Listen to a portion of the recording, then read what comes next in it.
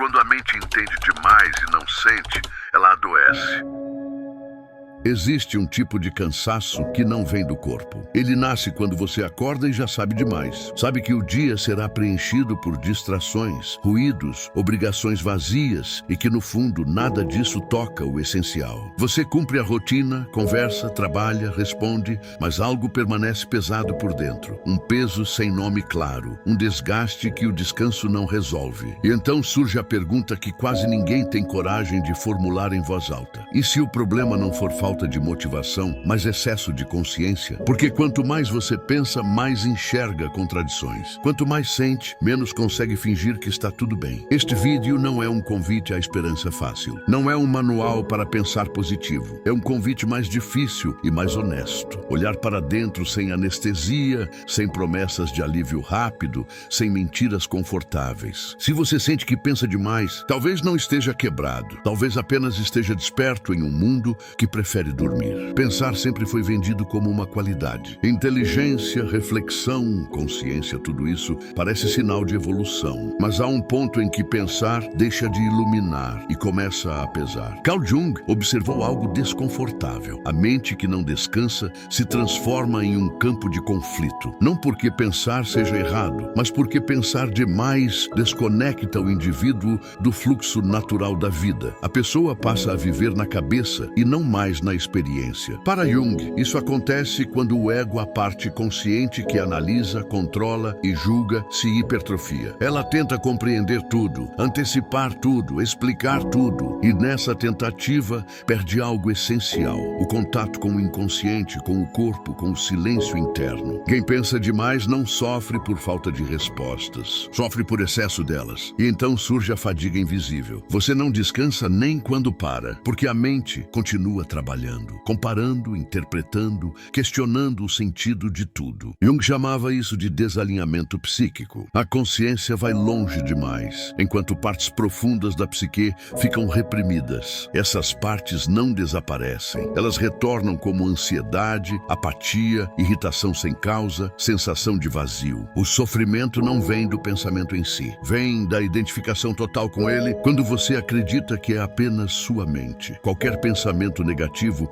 se torna uma ameaça existencial. Qualquer dúvida vira um abismo. Qualquer percepção dura sobre o mundo pesa como um fardo pessoal. E aqui está a virada desconfortável. Muitas pessoas que pensam demais não são fracas emocionalmente. São sensíveis demais para um mundo que exige superficialidade. No próximo capítulo, vamos entrar no ponto que quase ninguém explica. Porque a lucidez, quando não integrada, se transforma em sofrimento, e qual o papel da sombra nisso tudo. Há um momento em que a consciência deixa de libertar. Ela passa a pesar. Jung chamou isso de inflação da consciência, quando o indivíduo se identifica demais com aquilo que compreende. Ele vê padrões, enxerga causas, percebe o vazio por trás das máscaras, mas não sabe o que fazer com isso. A mente ilumina, mas o que ela encontra não é paz, é o abismo. No processo de individuação, Jung afirmava que ampliar a consciência é inevitável. Porém, esse movimento tem um custo. Quanto mais você vê,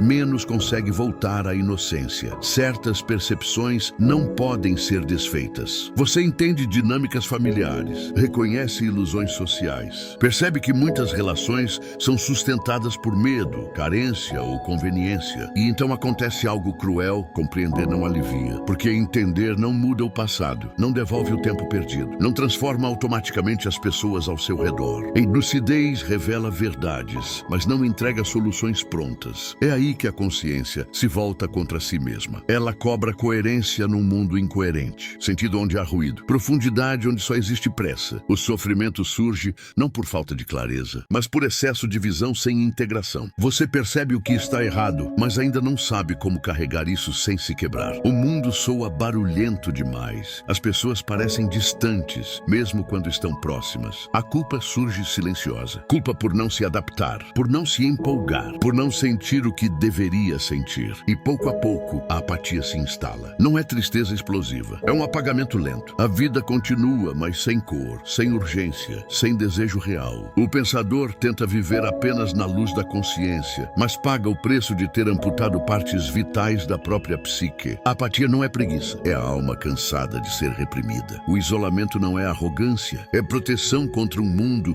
que não sabe acolher profundidade. Há uma ilusão silenciosa que aprisiona o pensador profundo, a ideia de que entender tudo deveria ser suficiente. Mas não é. Jung foi direto ao ponto. Consciência sem vivência não integra. Você pode compreender seus traumas, mapear padrões, nomear feridas e ainda assim continuar preso a elas. Porque o entendimento opera na cabeça, a transformação exige presença, corpo, tempo e renúncia. Aqui ocorre a fratura. O pensador entende por que sofre, mas isso não o salva do sofrimento. Ele sabe de onde vem a solidão, mas continua só. Reconhece as ilusões do mundo, mas ainda precisa viver nele. Compreender tudo não impede o cansaço, não impede a perda, não impede a sensação de deslocamento. E quando a mente percebe que não pode resolver a vida como um problema lógico, surge o esgotamento final, a lucidez sem poder. Esse é o ponto em que muitos desistem, não da vida, mas da tentativa de fazê-la fazer sentido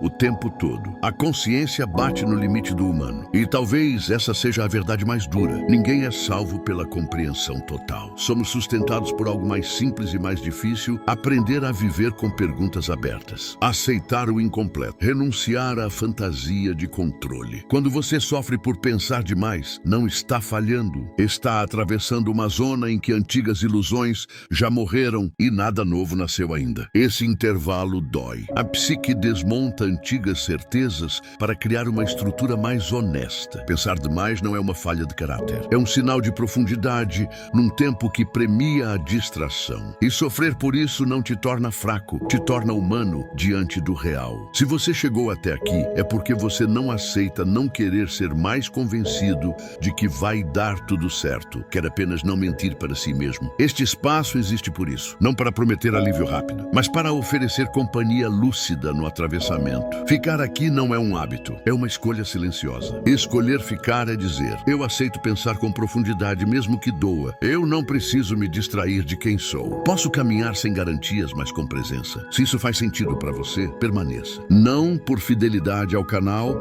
mas por fidelidade à sua própria consciência. Aqui, a dor não é descartada, ela é escutada. E às vezes, isso já é liberdade suficiente.